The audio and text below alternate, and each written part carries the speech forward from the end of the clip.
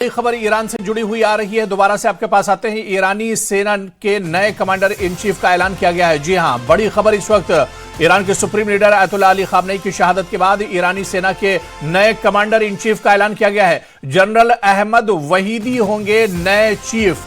जी हां, जनरल अहमद वहीदी होंगे नए चीफ। इस बीच बड़ी खबर, ईरानी सेना ने अपने नए कमांडर इन चीफ का ऐलान कर दिया है। अब जनरल अहमद वहीदी होंगे कमांडर इन चीफ का ऐलान किया है ईरान ने। आपको बता दें कि कमांडर इन चीफ को भी शहीद किया गया, मारा गया इस हमले में। और इस बीच बड़ी खबर आपको बता दें कि ईरानी सेना के नए कमांडर इन चीफ का ऐलान बाकायदा कर दिया गया है। जनरल अहमद वहीदी अब ईरान के कमांडर इन चीफ होंगे। नए ईरान के कमांडर इन चीफ होंगे जनरल अहमद वहीदी। तो बड़ी खबर इस वक्त आ रही है और इस नाजुक मोड़ पर जनरल अहमद वहीदी के कांधों पर बड़ी जिम्मेदारी, जिन्हें ईरान का नया कमांडर इन चीफ बनाया गया है। तो बड़ी खबर इस वक्त निकल कर आ रही है। ईरान की सेना ने अपने नए कमांडर इन चीफ का ऐलान कर दिया है। अहमद वहीदी अब नए कमांडर इन चीफ होंगे ईरानी सेना के। अहमद वहीदी, आपको बता दें कि अहमद वहीदी को अब ईरानी सेना ने अपना नया कमांडर इन चीफ बनाया है। जी हां, मिलिट्री ऑफिसर्स और फॉर्मर मिनिस्टर ऑफ इंटीरियर हैं ईरान के, वो रह चुके हैं। अहमद वहीदी बहुत बड़ा नाम है। 67 साल 67 ईयर्स के हैं अहमद वहीदी। और आपको बताते हैं कि ईरान यूनिवर्सिटी में साइंस और टेक्नोलॉजी की तालीम भी अहमद वहीदी ने हासिल की है। और ऐसे में अहमद वहीदी ईरानी मिलिट्री ऑफिसर्स भी रह चुके हैं, यानी ईरान की फौज में बड़े ओहदे पर वो रह चुके हैं।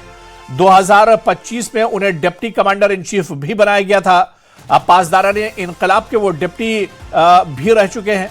पासदाराने इनकलाब जो ईरान की सबसे बड़ी सिक्योरिटी फोर्स है, उसके Ahmad Vahidi deputy commander in chief भी रह चुके हैं। आपको बता दें कि अहमद वहीदी को अब नया कमांडर इन चीफ बनाया गया है। और एक और बड़ी खबर इस वक्त आ रही है। आपको बता दें कि खामनेई के बाद अब अरब देशों में शोक की लहर है। जी हां, बड़ी खबर इस वक्त अरब देशों से आ रही है, जहां पर खामनेई के मौत के बाद अरब देशों में शोक की लहर दौड़ गई है। हर तरफ मातम का माहौल है। तो खामनेई की मौत के बाद अरब देशों में शोक मनाया जा रहा है। ईरान में जहां पर 40 दिनों के शोक का ऐलान किया गया है, वहीं मिडिल ईस्ट में जो अरब ममालिक है, यहां पर भी शोक की लहर दौड़ गई है। खामनेई की शहादत के बाद अरब देशों में भी शोक की लहर दौड़ गई है। तो बड़ी खबर इस वक्त आ रही है। आपको बता दें कि अरब देशों में भी शोक की लहर दौड़ गई है खामनेई की मौत के बाद।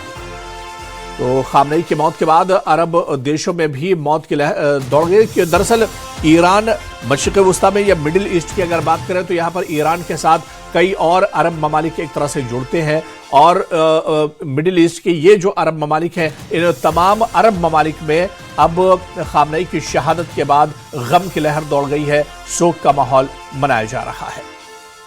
तो इस बीच आपको बता दें कि ईरान ने कहा है कि खामनेई यानी उनका लीडर जरूर शहीद हो गए हैं, लेकिन वो झुकने वाले नहीं हैं। और ऐसे में ईरान ने कहा है कि वो अब पलटकर एक तरह से खड़े होंगे, पलटकर दुश्मन पर हमला भी करेंगे। और इस बीच आपको बता दें कि ईरान ने अपने कमांडर इन चीफ का भी ऐलान कर दिया है।